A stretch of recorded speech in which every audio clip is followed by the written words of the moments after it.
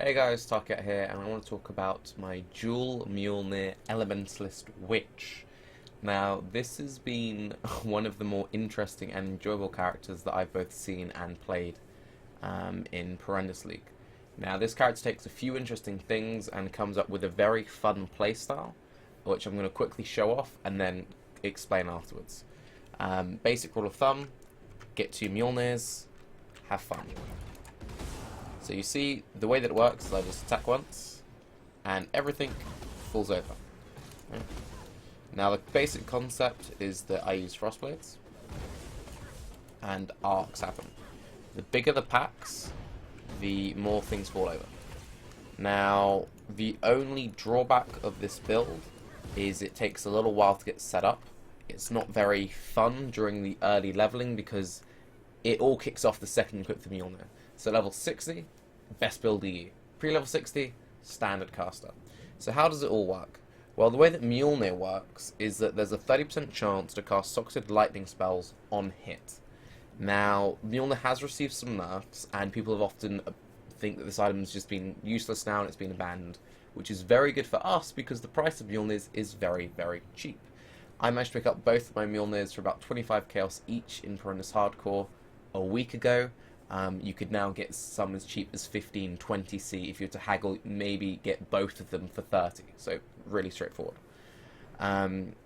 Because I dual wield and I stack stupid amounts of attack speed, unlike most Mjolnir builds, which are based around discharge and involves devotion, which is super, super expensive, you get the Mjolnir style of play on a budget, which is just beautiful.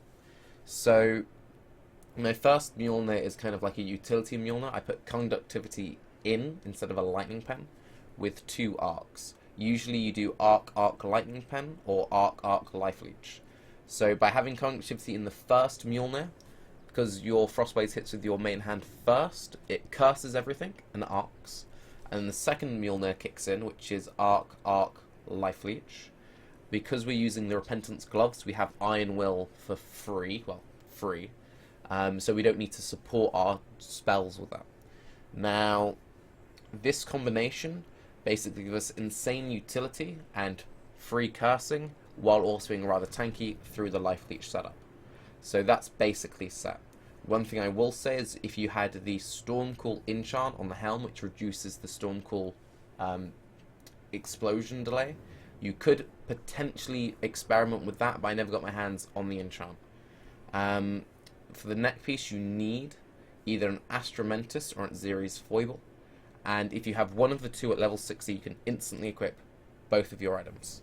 So with that in mind, let's quickly show you a tiny bit more action. And if you kind of see the build now that you know what's going on, it all kind of makes sense, right? So you see everything gets cursed, everything just falls over. And you attack very, very quickly. So now you're saying, okay, but why using Frostblades? Everyone uses Lightning Strike, right?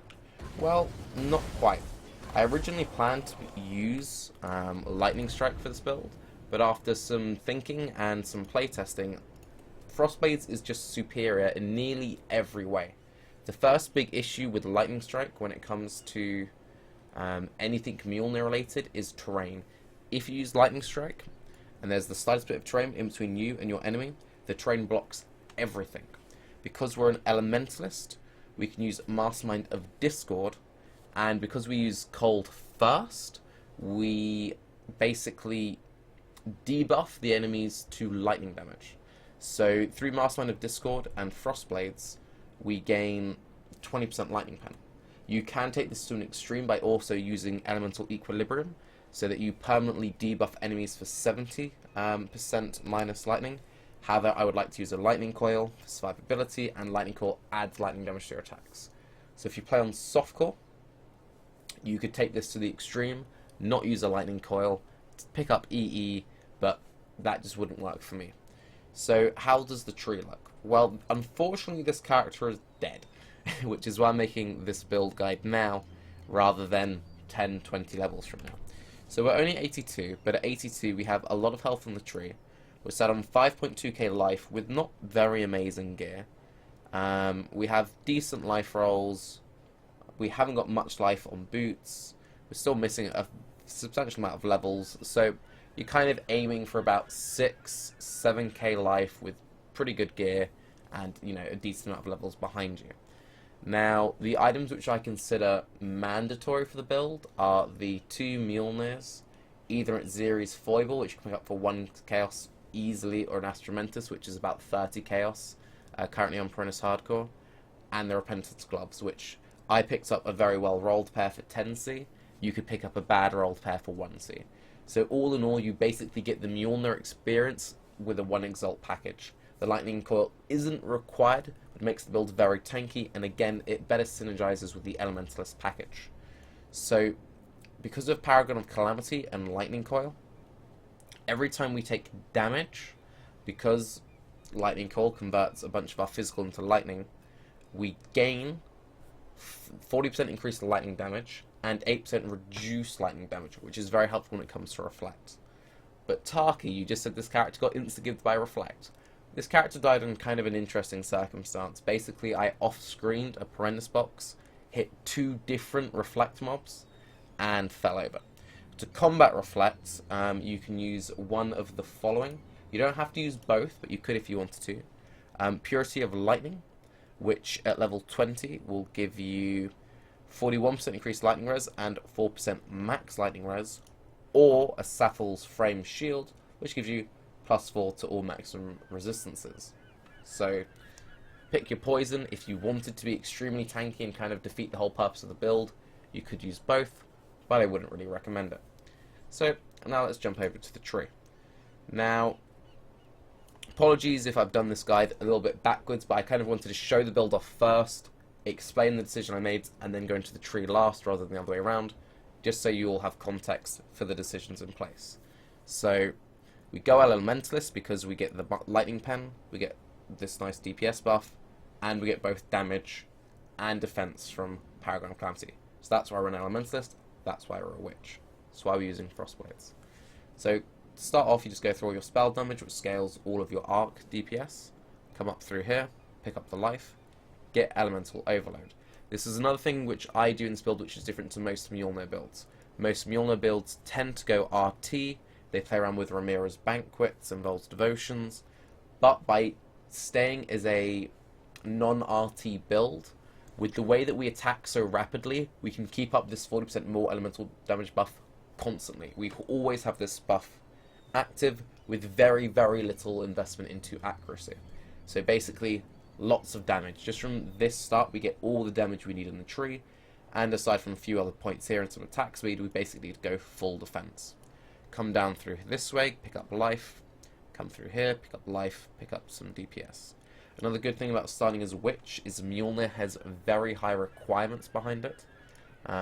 If you see, it has 412 strength and 300 int. By starting as a Witch, we get loads of int, we then get to go down into Templar, pick up loads of strength. It feels great. You can see that other than the Astromentus and this one ring, which I don't particularly need, it's got 3 int, but that's for my gems, not for my weapons, I can equip my Mjolnir. So the second I hit level 60, just with my current passive tree and Astromentus, I could instantly go Mjolnir. We're not reliant on any particular rolls on gear, which is very fortunate. You then want to come down through here, pick up as much life as you can, and then this is where it kind of gets a little bit interesting when you get to this bottom bit of the tree. Now, we pick up Berserking because we're an attack-based build. The way we cast our spells is through attacking very rapidly.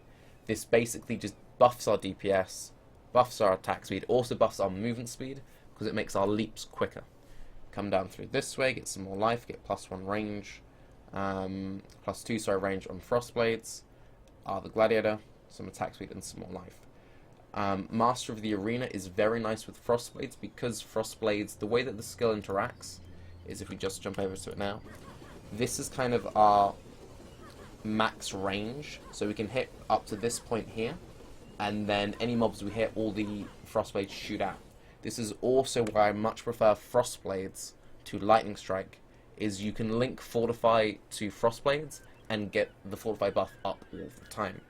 Fortify and Lightning Strike doesn't really work because you only get the buff if you hit them with a melee swing. If you hit them with projectiles, you do not keep the Fortify buff. Now, as you can see, this is only a 1-4 point tree, so you have quite a few options. You can either come up this way and pick up Dual Curse if you like to fit Dual Curse into the build. If you'd like to play around with your auras, you're able to come through here and pick up some more reduced amount of reservation if you decide to go the Purity of Lightning route. Or you can quite simply just come into Witch, pick up Alchemist, and another Jewel. So you have quite a lot of flexibility. You could even come up to Heart of Thunder for more DPS, but frankly this build doesn't need more damage. It base rolls content.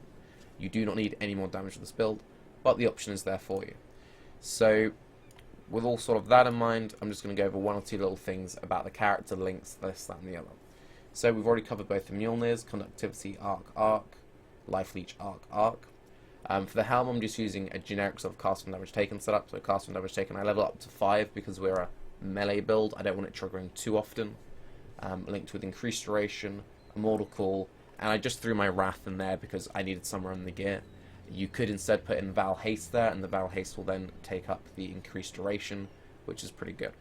For your 5-link, and a 5-link isn't really mandatory, but it does make the build just a lot smoother. You use Frostblades, Multi-Strike, faster attacks, fortify, and then additional accuracy. They're in that order of importance. The reason why I use the additional accuracy is because we're not RT based, because we want to benefit from having elemental overload. Having the just chance to not miss is really nice. If we look, I believe we're at a 91% chance, 90% chance to hit. We have a tiny bit of accuracy on both of our rings, but you could easily get more accuracy. And you also have the option of getting these 2 points for more attack speed and accuracy if you feel like you need it. For a 6th link, if you were going to use it, you would use a quality Culling Strike. Culling Strike gives you 10% attack speed, which is very nice, and the cull is very, very good versus single target, because single target is the only time this build ever really slows down. If you wanted to, you could put in something like Chain, LMP, or GMP, but frankly, it really isn't needed, and all you want to worry about is just scaling as much attack speed as possible. For your single target setup, you have Fortify, faster attacks, Molten Strike, and Multi-Strike. So whenever I get to just a single target boss, I just spam Molten Strike. The reason why Molten Strike is so good in single target is all of these little orb explosions all can trigger your spells, and you can just melt bosses no problem at all. Now, the boots are kind of just meh. I have Culling Strike linked with Leap Slam, faster attacks. The reason why I have Culling Strike in with my Leap Slam is, again, the quality in Culling Strike does give you the increased attack speed, so you can leap around faster. And then I've just got a GMP which I was leveling. Ideally what you want in this slot is a Blood Rage. So your full setup would be cast from damage taken, increased duration, Immortal Call, your Wrath if you're struggling with links, or a Val Haste. Then you can have your main setup, your mobility setup. Because I'm not using loads of gems, I can be kind of greedy and put in the Culling Strike, but otherwise you'd just use faster attacks, Leap Slam, then your Blood Rage and remaining Aura. I'm currently only using Arctic Armor and Wrath, but I recommend you use Wrath and Purity of Lightning. Wrath is very good because it kind of double dips. It adds flat lightning to your attacks, and it does 20% more lightning damage with your spells, which is a really, really nice buff. And that's basically the character. As I said, for the enchants on the helm, ideally you'd want either the +2 chain on your arcs or the reduced duration on Stormcall, in which case you then use Stormcall as your main setup. You'd also want to slightly alter the tree, pick up some AoE and some AoE, and maybe use Cyclone as your trigger. The downside of that build is it would have slower map clear as a whole. The AoE clear would go down, but your single target would skyrocket. What you could potentially do is have a weird setup where you had a weapon switch. So you had Mjolnirs with Stormcall and weapon swap, but that seems a bit too janky for me, but it is something you would be able to play with. And again, if you wanted to for softcore, pick up Elemental Equilibrium with Mastermind of Discord. Make sure you're not using a lightning core so you don't have the flat lightning damage, and make sure you have no lightning damage on your rings, and you will melt everything in the game, including yourself, whenever you meet a Reflect pack. And for Bandits, you want to help Oak in Normal, get the attack speed in Cruel, and get the Frenzy charge in Merciless, because ideally you'll be using Blood Rage once you manage to sustain the regen. So I'm Taki. I hope this guy's been somewhat useful. Again, if you have any questions, just leave them below in the comments. I do live stream, so if I'm not available in the comments, you can check over the live stream and ask me questions over there. But yeah, have a good day. Bye-bye.